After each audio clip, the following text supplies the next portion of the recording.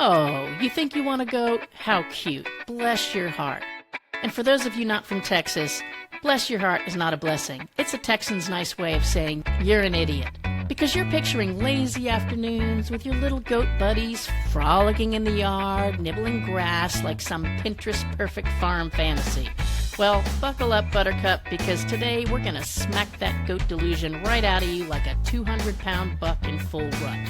Goats are not dogs. They don't fetch, they don't cuddle, and they sure as hell don't care about your feelings unless you've got a pocket full of food. They scream like banshees, they annihilate all vegetation and other things in their path, and they can escape from fences that could hold back SEAL Team 6. And yet, people keep making horrible goat-related life choices.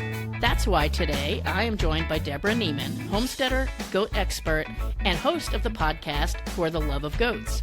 Deborah has seen it all, from dreamers who think they're getting a backyard petting zoo to the poor souls who realize way too late that they've actually adopted hell on hooves. By the end of this episode, you're going to either be running for the hills or possibly doubling down on your goat chaos dreams, but at least you'll be fully prepared for the mayhem ahead. Either way, don't say we didn't warn you. So Deborah, let's do this. Welcome to the show. Yes. Oh my gosh. I love that introduction. That's fabulous. Thank you. I'm so happy to be here. I was sitting over here trying not to hurt myself laughing because everything you said was so true. It's so accurate. Yes. I've lived it personally. I've lived it vicariously through other people. And obviously nobody knows this, but I met Deborah very recently at a thing called Podfest. And we were in the same session, kind of sitting across the room from each other. And there's not a ton of pet podcasters or animal related podcasters at Podfest. I know of one other than myself and Deborah. And so when she asked a question and she's like, I've got a goat podcast, I thought, ooh, I got to grab that lady after this session and get her on my show, because I think people get themselves in over their heads because they've created this fantasy or they've watched a video on TikTok or something like that, and they see people living with goats and other critters, and they think that that's what life is like, just what they're seeing in that video, and they don't see all the other stuff that can make life relatively miserable if you're not prepared for it. Yeah, that is a fantastic summary of where a lot of people are coming from. A lot of times people ask me, like, do you have goats? And it's like, well, yeah, of course I have goats. And so that means I have people calling me to buy goats. And so many people who contact me, it is so sadly obvious that the only thing that they know about goats is what they have seen on those entertainment videos. Mm-hmm. You know, they don't know what they eat. They don't know what they need for housing or fencing. They think it can live in their house like a dog, that they can house train it. It's going to sleep in their bed. You know, they have completely unrealistic expectations. Yeah. Well, and even when, obviously our goal with this episode is not to tell people that goats are horrible creatures. Well, maybe that's not Deborah's goal. My goal might be to tell you a little bit that there can be horrible creatures. But I think you can't stress enough with any type of an animal that it's a long-term commitment, and you need to know what that commitment is going to entail. Because even with adopting out dogs and cats, we run into that in our rescue, is that I can tell people over and over again, just as a quick example, a lady that recently adopted a kitten. And I said, when you get home, don't just open the carrier and let this cat out to run through your 3,000 square foot house, because it'll quickly find the worst place, like under your bed, to decide that's where it's going to go potty, and you'll discover it in a couple of weeks after it's become a great habit. And of course, that's exactly what she did, and then she's wanting to return the cat because it's pooping all over her house. Well, why is it all over your house? So we're hoping that you listen to us. Listen to me, Linda. We're telling you the truth here. We're trying to save you from a lot of pain. And the goat, or whatever the animal is. Yeah, exactly. All right. So let's talk about some of the misconceptions, because you mentioned about living in the house, being like a dog. So let's dispel the myth that goats are like dogs, because I can see why people might get that idea. The person on the video goes out, the goat comes running, it follows them around just like a dog. But what's the difference that people really need to understand? I mean, I know there's tons of them, and we're going to get into some of those others separately, but just generally in your experience. Well, goats are vegetarians, first of all, and contrary to the myth that they will eat anything, including tin cans. Oh, yeah, like the old cartoons. Yeah, They actually have a very sensitive digestive system, and they have 4 stomachs, including a rumen, which is one of the big differences between them and us and dogs and cats and monogastric animals, you know, those of us with one stomach. So that rumen is a giant fermentation vat. It needs to be working 24/7. And so when a goat is out on pasture where it belongs, it's going to spend a huge part of its day eating. It's basically going to keep eating until its rumen is full. So that's why, like, you'll see, like, the left side will sometimes just be huge.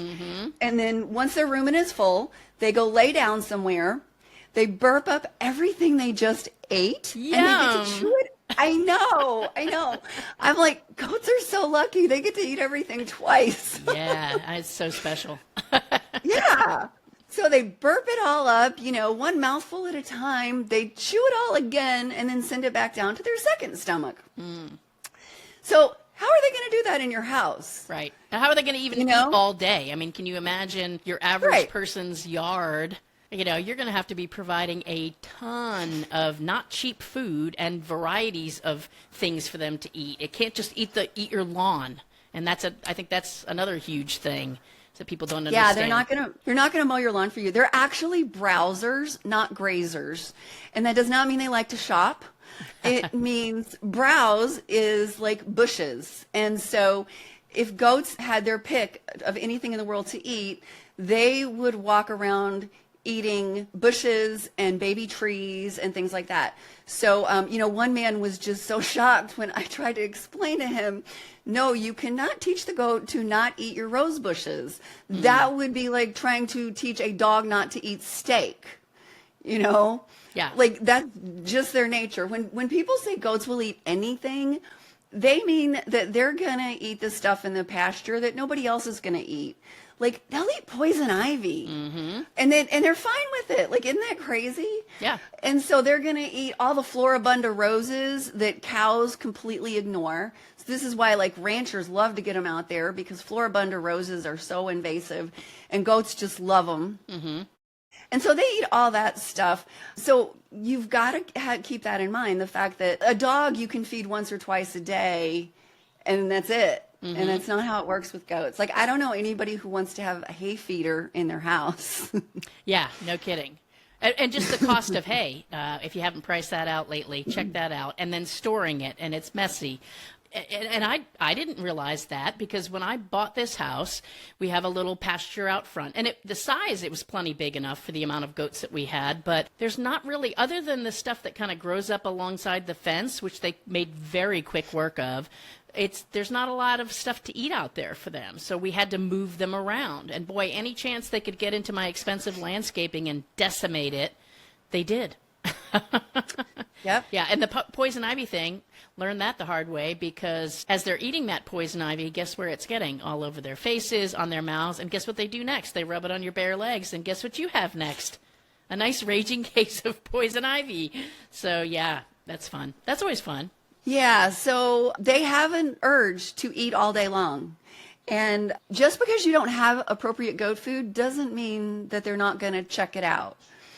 And, you know, in the wild, if they take one bite of a plant that gives them a bellyache, they just know, I'm never going to go back to that plant. Well, in your house, if they just take one bite of a plastic bag, that can completely block up their rumen and kill them. On my website, I have pictures that someone gave me because someone sold her a baby goat, bottle fed, which they kept in their house for 2 months. No problem. Thought everything was just wonderful. And then one day they realized something was off, and they took the goat to the vet. And when the vet did surgery, he removed 4 or 5 of the plastic pimples from the Mr. Pimple Popper game, a plastic bag, hair ties, several balloons, all these things that this baby goat had been eating that it should not have been eating, because these things are not edible. But the baby goat was old enough now to be eating solid foods. It wasn't happy with just its bottle anymore. And because these people were not providing it with hay all day, it went looking for something else. Yeah, poor little thing. And sadly, the baby goat died. And so that's why when I heard about this, I said, can I use these pictures, put them on my website so that people can see this is what can happen if you try to keep a goat in the house. Yeah.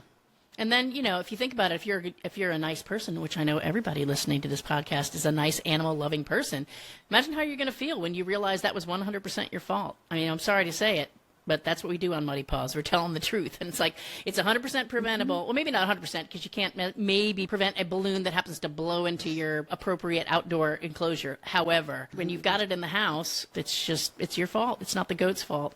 Let's talk about poop, because that's another thing that I think I didn't realize, number one, how much they poop and how it just kind of comes on out when they're walking along. Like, it's not like a planned thing. It's not like a walking thing. Or am I wrong? Did I interpret that incorrectly? No, they totally just let the poop fly when the urge hits them.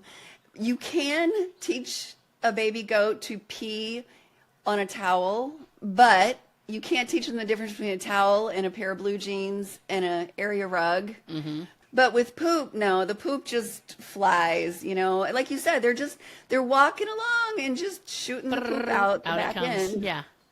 Yeah. And what about emotionally? Like, you see these, again, videos of people loving and cuddling and hugging the baby goats. But do they enjoy human affection in the same way? Or maybe not even the same. Do they enjoy it and do they give it kind of in a similar way that dogs would? Or are they just kind of like, get off me? Yeah, they're not going to be exactly like dogs. And this is why a lot of people want to get bottle babies, because if you take a baby that's a newborn and you feed it a bottle and you're the only living creature it knows, it's going to bond to you. Mm-hmm. But the downside to that is that they are herd animals. So first of all, you should never have just one. Yeah, so that's going into our second myth, is you can't just have one. Otherwise, you're going to have a miserable goat, right? Yeah, and then if you are the herd mate, you have to be with it 24/7. And that's what people don't get, They're like, so they get the bottle baby and they've got it in their house. They're giving it a bottle. It gets bigger. They're like, "Ooh, this is not going to work anymore. I need to put you outside in the backyard." And it starts screaming nonstop because it is now alone. Like, mama just left. And it is going to scream nonstop. Mm-hmm. So, again, these were some of the things. We've had goats since 2002, and we learned some of these things the hard way. Yes, that's how we learn those things the tough way sometimes. Mm-hmm. So, Yep. so you're in for all of the chaos that we talked about so far. You're in for the fact that you can't just have one, so you're going to have some kind of a small herd. What about the myth that they're pretty easy to care for? Because, I found them relatively easy to care for only from the standpoint of having had horses before and knowing what goes into the hoof trimming and things like that. Not that that's easy to do, but where do people get into trouble there? It sounds easy. And in fact, the reality is, again, because goats are browsers, they actually have really high mineral requirements. Their nutrient requirements are very strict. And so if you just get a couple castrated males as pets, you might be able to just stick them in the pasture, make sure they've got pasture and hay and water and trim their hooves and stuff. But if you're going to have goats for milk, if you're going to have babies, then you're going to have a world of fertility problems if those goats are not getting the proper nutrients. Like, goats are not going to come into heat. They're not going to get pregnant. They're not going to stay pregnant. That was the problem we had in the beginning. Mm-hmm. We had all kinds of problems, and we didn't know that our goats were copper deficient. Mm. And so many people are like, "Oh, I'm just going to mix my own feed. I don't want to buy a commercial feed." And it's like, you know what? You could do that with cows and sheep because they're naturally grazers, and so their mineral needs are very different. But you can't do that with goats. Mm-hmm. I don't know anyone who's really had productive, healthy goats who didn't use a commercial feed for their milkers and the pregnant goats. For the males, that's a whole different world, because an intact male is just producing sperm, so that's not very hard. But, they do still need the correct minerals, so they still have to have a goat-specific mineral mix. Mm-hmm. So imagine that's like the difference between going to the local PetSmart and getting a good bag of dog food versus the people that go through the trouble of trying to make it from scratch and then having to get the supplemental minerals and mixing those in. And you've got to get it right, otherwise you're not going to have healthy animals. Yeah. In fact, you know what one lady said to me? She's like, I just don't buy this. I make my own dog food. I don't understand why I can't make my own goat food. And I said, your dog is only trying to sustain itself. It is not trying to grow babies and make milk for your whole family. Good Like, point. you're asking a lot of these goats. And Yeah. if you're going to ask a lot of them, then you're going to have to give them the kind of nutrition that you can't just get from just mixing up a few grains and herbs and stuff. Like, it really has to be concentrated minerals. Yeah. So you're talking about goats having babies, things like that. And I know this is probably shocking to somebody that keeps goats, but if you would explain to people, if people want goat milk and they've got this fantasy that they're going to have goat milk for their family and they're going to make cheese and they're going to make soap and whatever else, can they just get a couple of female goats and just milk them and that's how it works? No. You know what? It's so funny. The first time somebody called me and said she wanted to buy a couple goats because she wanted to make cheese and stuff. And then she said, so what do I do to get them to start making milk? And I did not even understand the question. I was like, what? And she's like, well, I want to make cheese. So what do I have to do to get them to start making milk? And then it finally clicked that she didn't know that they had to get pregnant and have babies and that they're actually making the milk for their babies. And that then you could, after the babies are big enough and, eating enough other foods and stuff, you can start using some of the milk. And how long does that last? At least a couple months. Yeah. The babies need to be on mom full time for at least a couple months. I want my Nigerian dwarf babies to be 20 pounds before I start separating them overnight. Because by the time they're 20 pounds, they're big enough, their tummy's big enough that they can actually consume a decent amount of solid food to help them keep growing. But until then, they really need to drink their calories, and get all the protein and calcium that they're only going to get from milk in such a concentrated way. Right. So it's kind of like a window of opportunity. So basically, just so everybody's getting this, right? If you think you're going to get goat milk, you have to have a goat. You have to have some way to get that goat pregnant. Now you've got babies, so now you have multiple goats, which you probably started with. Your herd has grown. You've got to let them have their share of the milk. Then you're going to get a window of opportunity where you can get some milk and milk that goat. And then does that go on forever, Deborah? Or does that dry up and now we have to start the whole thing over again? Yeah, so it does not go on forever. In the commercial world, they usually rebreed cows and goats and sheep every year so that they get that high production that you get within the first year. Sometimes, if you've got some goats with good genetics, you can milk them for a couple of years before you breed them again. But there is a limit, and then you're going to have to breed them again and have more babies. And I always tell people that you've got to have a plan for those babies. Yes.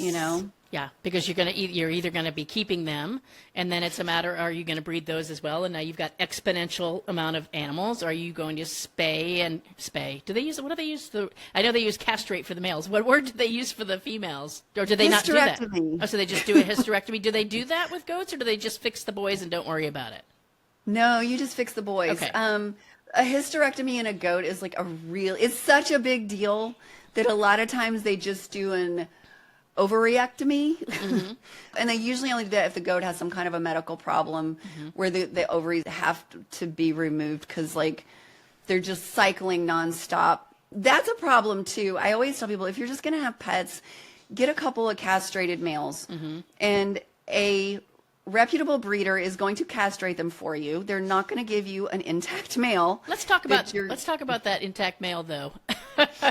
Because that's the other thing if you want to have babies or whatever. So when you don't castrate a goat, what's the fun of that other than the fact that they can reproduce? So this is one of the things that really turns people off from goats. This is the goat version of cologne, I guess, that turns on the ladies. Because male goats will pee on themselves. And when I first heard that, I thought, oh, I guess they're just messy. But no, it actually It's means not like they your have husband missing the directional- toilet or your son or whoever else. Yeah, no. No, they have directional control. And it is completely mind-blowing to most people when they first see it. Because he can basically turn around and pee on his face.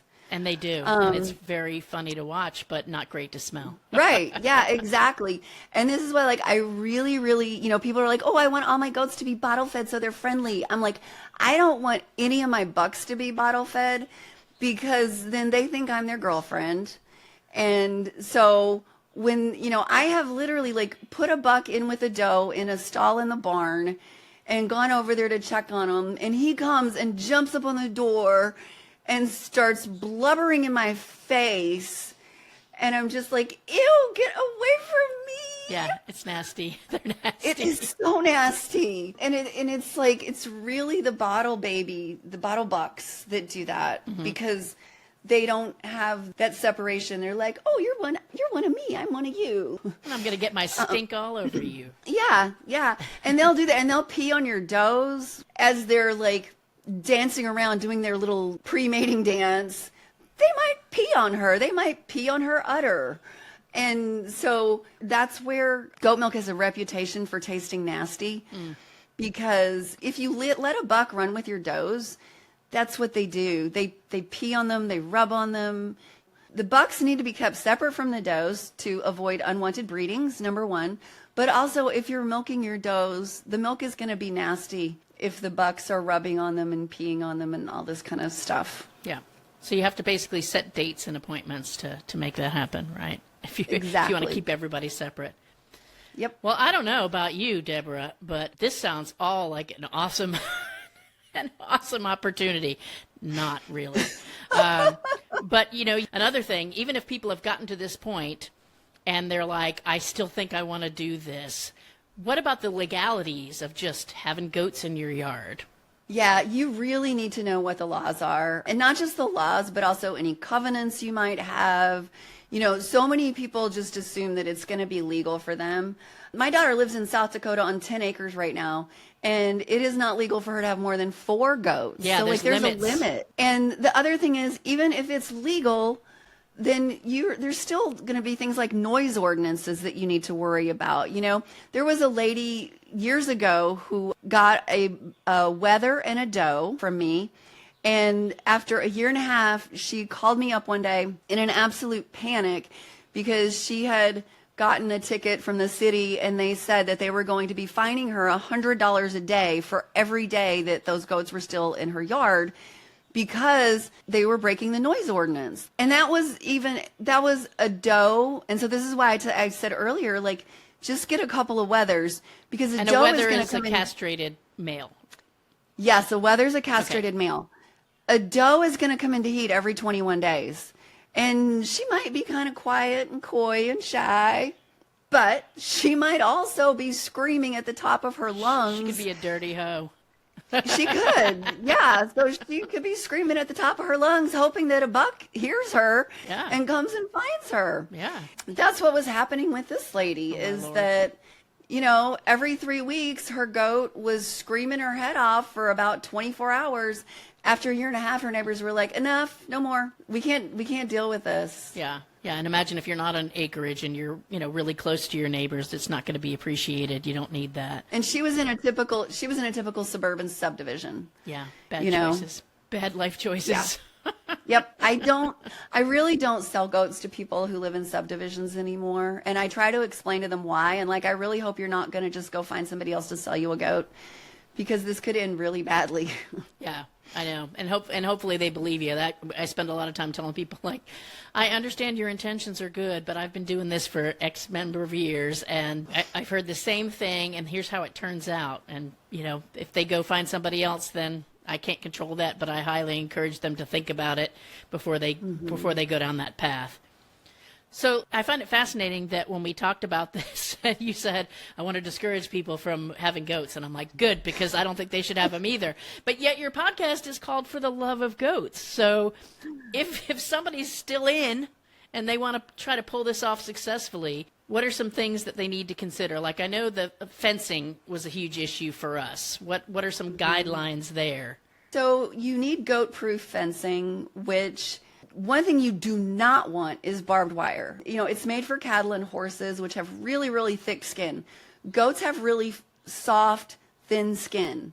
I actually personally helped 2 people who had does that ripped open their udder on barbed wire. Mm-hmm. And one of them took months and months to heal because milk was leaking out of that wound 24/7 as the goat was producing it. The other one, the family finally decided to put her down because they could not get it to heal. So definitely no barbed wire, because that's just going to injure your goat. It's not going to stop them. Like, the goat's going to get ripped up as they're running through it. Mm-hmm. Woven wire is usually very good. If you have electric, you need to make sure that it is close enough, like 6 inches apart, maybe 9 inches if you've got big goats, because goats learn a lot from each other. Mm-hmm. And it only takes one to run through there for the others to go, oh, you can do that? Ooh, okay. And then they do it too. And they're herd animals. So they're like, oh, my buddy and they run through. They get shocked. Oh, that wasn't so bad. I just got shocked quick. As I was running. Yeah, it was quick. It was quick. It was worth it. Yeah. So woven wire is my favorite. If you've got big goats, you might want to put a strand of electric across the top so that they don't jump up and then put their feet on top of it and kind of push down and slide over. Yeah. Yeah. So if you've got the electric on top and they put their feet up there, they're going to get shocked and then they'll just jump back. But with smaller goats, like the Nigerian dwarfs or pygmies, woven wire is usually your best option. Right. And so, and you mentioned that we've talked about how they're somewhat indiscriminate in what they eat. So if you've got apple trees that you think you're going to get apples from, or anything else that's out there is going to be pretty much fair game for them. What about vet care for them? A person might say, well, I take my dog once a year and that's all. And we mentioned the hoof trimming too. That's another thing that, yeah, theoretically you can do that yourself if you have the right tools, but it's not easy. For anyone who goes and pays the $10 or $15 to go get your dog's nails done, you're not going to want to do goat nails. Like, if you can't do your dog's nails yourself, there ain't no way in hell you're going to do goat feet by yourself. That's my opinion. It was a wrestling job, and it was a 2-person job to do it, and we only had 2 goats at the time. Yeah, if you don't, like, we have milkers, so we usually put our goats on the milk stand to trim their hooves. Yeah.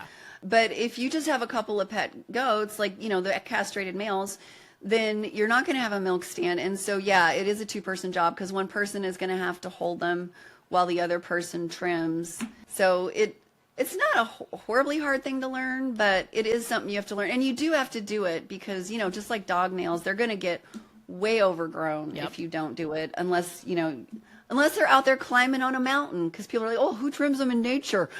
Mother Nature. Yeah. Remember, they're from the desert, so they were walking on sand all the time. Yeah. They're walking on rocks, so they're naturally wearing them down.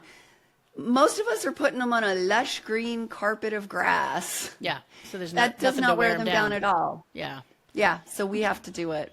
So you asked about the vet, and this is the thing that usually really shocks people.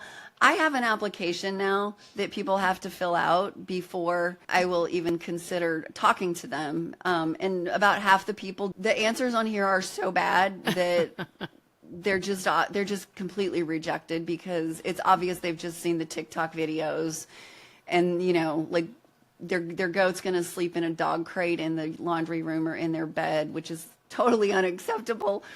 And they don't know what it eats. They have no fencing. One woman, in response to what do you have for shelter, she said 10 acres. And like, okay, you don't even know what the word shelter means. Yeah. Like, your goat's just going to be running out there on 10 acres with the coyotes. But the thing that really surprises people is that it is very hard to find a goat vet in most areas. So there are a few hundred vets who are members of the American Association of Small Ruminant Practitioners. Goats are small ruminants, and they are considered a minor species. Most of your vets only see dogs and cats. That's it. They know nothing about goats. And when I was new, I was really upset with our dog and cat vet that she would not see my goats. And she said, trust me, I would not be doing you any favors by seeing your goats. You need to see a goat vet.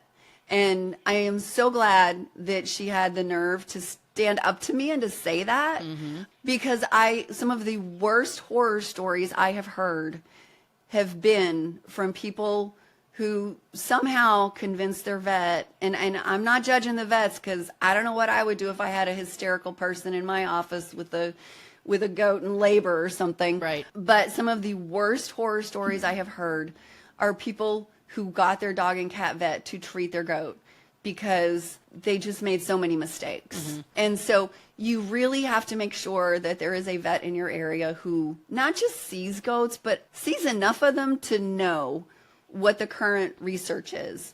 There's a lot of stuff that, your vet needs to know to be able to take care of your goats for you. So you definitely want to, I would say, definitely look into that before you start looking for goats to see, is there a vet that services your area, and what is the cost? Like, we have a great equine vet, and, because I don't even have a horse trailer.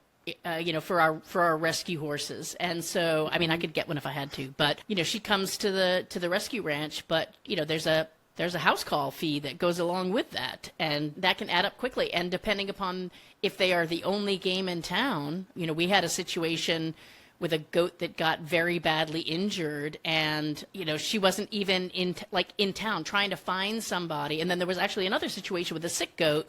My daughter and I dragged the goat out, put her in the back of my car, and I'm calling other places like, can you at least see this goat at the last minute, because my vet was 2 hours away, and this animal was in dire need of medical attention, and it did not go well. She actually died.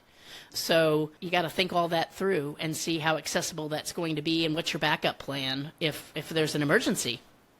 Yeah, exactly. And please, please, please, I beg you, do not believe anyone who tells you that you don't need a vet. You can raise your goats on a Facebook group, because you don't know what you don't know. And, you think, oh, there's 40,000 people in this group. There must be, they can totally tell me everything I need. Well, no, they can't. I stay away from those groups because I could spend all day long correcting misinformation. And if you ask a question and you get 50 people giving you all kinds of different answers, you don't know who's right and who's wrong. And in the meantime, your goat could die. Yeah. And just because somebody had luck with something, it's kind of like the old school, like our grandparents told us, or for some of you who are younger, maybe your great-grandparents, when the whole seatbelt laws came into play, or you're insisting your kid's in a car seat. Well, you kids were never in a car seat and you didn't die. It's like, I don't know that that's good evidence to back that up. Like, just because somebody tried some home remedy on their goat or fed their goat this or that and it didn't die doesn't mean that that's the right thing and it's going to work well for your goat. That's the problem with anecdotal advice like that. Couple last things that I want to hit on as far as what you would need to know. We talked about the fencing. What about like shelter and space? Like, does a goat need X number of acres per goat? And then what about shelter? Do they need a barn? Do they need heat? Do they need bedding? They definitely need a barn. Goats, this is one of the things I just love about goats. I didn't love it in the beginning. Nobody does. If they get wet, they think they're going to melt. So, we thought like, oh, we bought this horse farm and it's got this big, gorgeous horse barn. We thought that would be fine. Like horses, you let them out in the morning, you bring them into the barn at night. And the reality was that every time you had like 3 little tiny sprinkles of water, the goats were all out there screaming bloody murder because they thought they were going to melt. And they're like, climbing at the gate, like, let us in, we're going to melt. And so we learned very quickly that like, oh, okay, well, we need to have 3-sided run-in pasture shelters. So if it rains, the goats can just run in there and we don't have to go put them in the barn just to take them out 15 minutes later, when it stops raining. And so you definitely need shelter for your goats, because also they can wind up getting chilled and get hypothermia and get sick if it's cold and it rains on them. Having a barn that you can close up might be really important in terms of predators, depending on where you live, So it doesn't have to be, if you've only got 2 or 3 goats, you can have a small 3-sided shelter.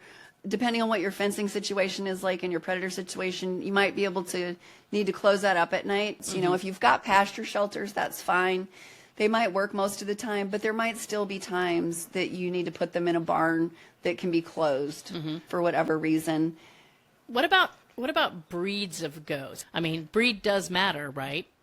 If you're going to decide to move forward. I mean, obviously, if you're going to do it for dairy purposes, then obviously you're going to investigate dairy breeds. But what about just a person that wants maybe 2 or 3 goats as pets because they've got the space, they're willing to do the shelter, they're willing to do the upkeep? Which ones make good just pets to have?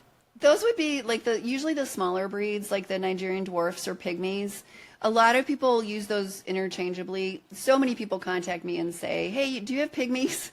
And I'm like, if you're asking if I have small goats, yes, they're small. But pygmy is a specific breed, and I have Nigerian dwarfs. Pygmies historically were a meat goat. Nobody in the U.S. is going to breed a little goat for meat, regardless of what its meat to bone ratio is. Mm-hmm. You know, they want the big boars and Kikos and stuff like that. Nigerian dwarfs are a dairy goat. And once you know about the difference between dairy goats and meat goats, then you're like, oh, there's the big difference between their body type. Mm-hmm. And the other thing that most people don't know is that the Nigerian dwarfs are the ones with all the flashy colors. Pygmies actually have very strict color standards. Yeah. So, and they are not allowed to have blue eyes. So a lot of people are like, oh, I want spots and blue eyes and all this. Well, then you want a Nigerian dwarf. Mm-hmm. Yeah. And getting castrated males as pets works really great because then they're not going to come into heat every 3 weeks like a doe. They're not going to pee on themselves like a buck. And if you just want pets, then that's all you need. Plus, they're not going to be hormonal, you know. Mm-hmm. So wethers really do make the best pets. Yeah. And what's your best advice as far as finding a good pet goat? Is there a National Goat Breeders Association that you would go to, or is it okay to get a goat from a rescue? Because we have had them come through ours. You want to make sure that you're getting your goats from somebody who's reputable, either a reputable breeder or a reputable rescue. Do not go to Craigslist or Facebook or whatever and just buy from the first person that says, I've got goats for sale. I don't know if you talked about this before, but there are scammers out there.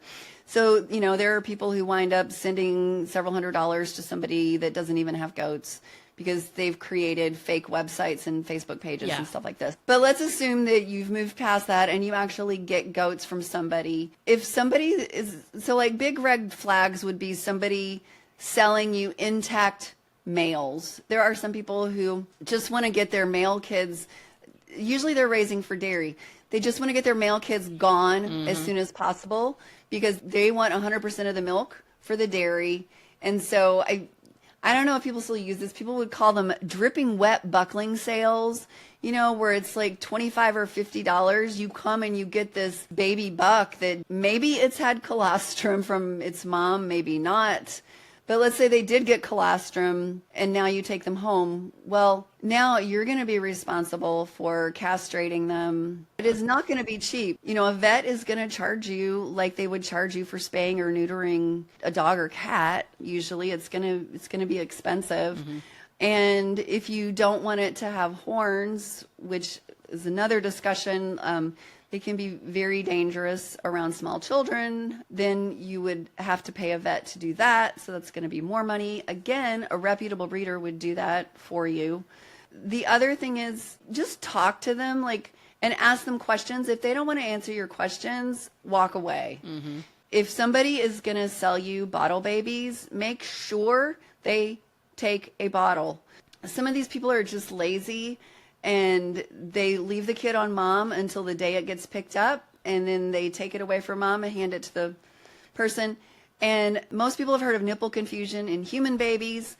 Well, it's the same thing, but it's the opposite with the baby goats, you know? Like they've been nursing on mom their whole life, and they have no clue what to do with a bottle. And they act like you're trying to poison them. They scream and they fight. Some people will say, oh, they're 3 weeks old, they're eating, they don't need a bottle anymore. And then they call me when the kid is half dead. You know, they need milk for at least 2 months. And with the Nigerians, they need to be at least 20 pounds. So it's just really sad. So you really have to educate yourself before you get the goat. And I tell people, if somebody tells you it's bottle fed, tell them, oh, can we give it a bottle when I come to pick them up? You know? Yeah. And if that kid does not grab the nipple all by itself and start sucking, it's not a bottle baby. Right. It's hard for me as somebody who's been doing it for 23 years. when somebody has never, like, they just became a goat owner today, and they're contacting me like, I've had these kids since yesterday and they've taken like maybe 2 or 3 ounces of milk. Like, it's really sad. Yeah.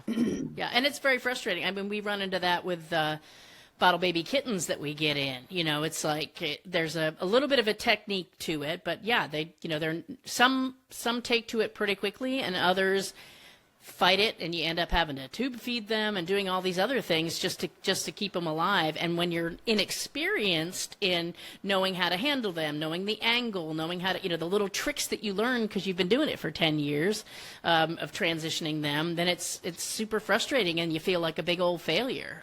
It's not a position you want to be in, for sure. So, yeah, Deborah, so my last big question for you is, why? Why do you do it? Why did you do it? Why have you been doing it for 20 years? And then I want you to tell us about the podcast and other resources that you might refer us to if we decide we actually do love goats and want to go down this path. Yeah, so a lot of people ask me, like, when they see all of my stuff, and they're like, this sounds really complicated. Why do you have goats? And the reality is because they are just the coolest animals ever. They really are. They do tend to be more emotional than most animals. They've got quite the personality. Like, every one of them is an individual.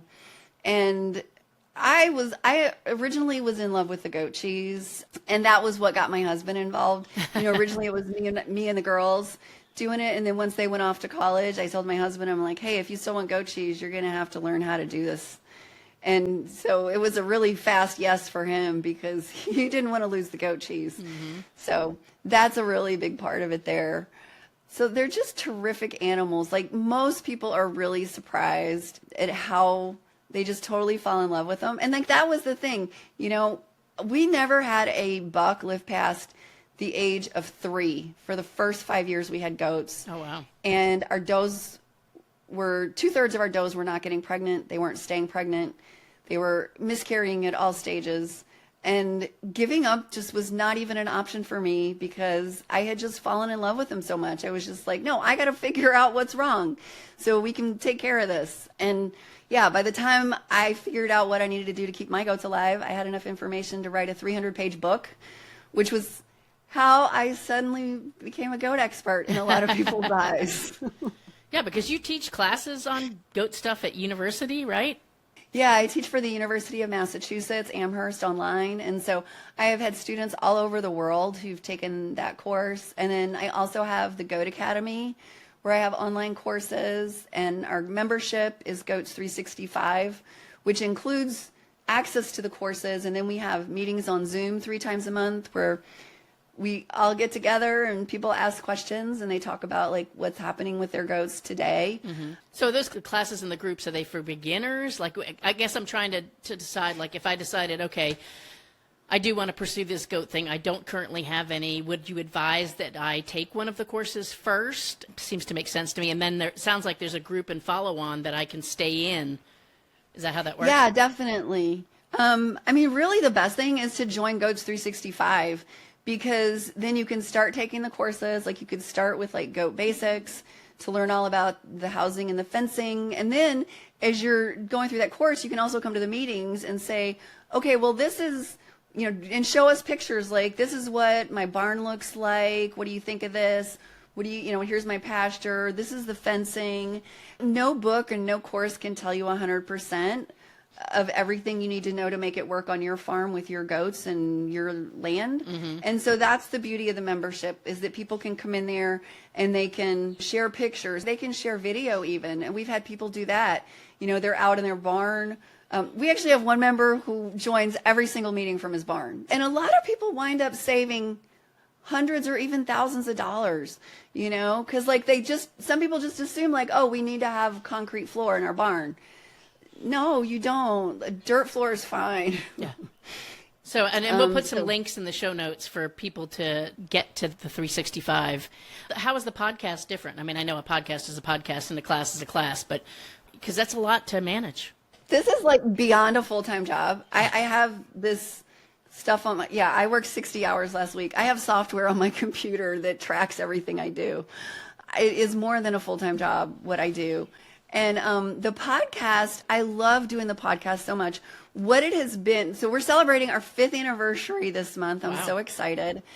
What it has been up to this point is me interviewing a lot of vet professors and researchers about emerging research in the field of goats. When I got started 23 years ago, people literally thought goats and sheep were almost the same. They thought their nutritional needs were the same. They thought that you treated them for parasites the same. I mean, it is just unreal. Like, this is why my goats were dying and not getting pregnant. And we had so many problems 20 years ago because we didn't know. And that's why I found the answers at that time by digging into the scientific journals. Like, I was reading stuff like veterinary parasitology. Oh gosh. And things like that, and finding the stuff that was brand new back then. And crazy enough, stuff that was discovered 10 years ago, they still don't know it today. If a vet sees mostly dogs and cats and maybe a few horses, they're not going to do their continuing education on goats. So even though, like, we started out being totally for goat owners, I've heard more and more that we're getting a lot of vets listening and vet students because of the quality of our guests. Like, we're getting down to the really nitty gritty here. I probably have 10 episodes on worms in goats. Don't get me started on that subject. Whew. Yeah, we didn't even get started on that. Yeah. Like, worms, I mean, I tell you, my parasite course is like 7 or 8 hours. I believe it. Because it's like really detailed. There's just so much that people need to know, and it's so much more complicated. So many of us, and I know I was the same way, okay? We go to zoos and we see these animals in a small pen, and we think that that's what we're going to do with our animals, right? We're going to put our goats in a small pen and it's all going to be good.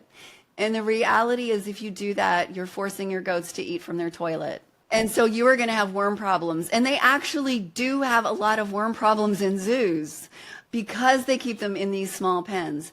So controlling worms is not about drugs. It's all about management and pasture rotation, or learning how to do a dry lot. So that's another thing too that you need to learn about.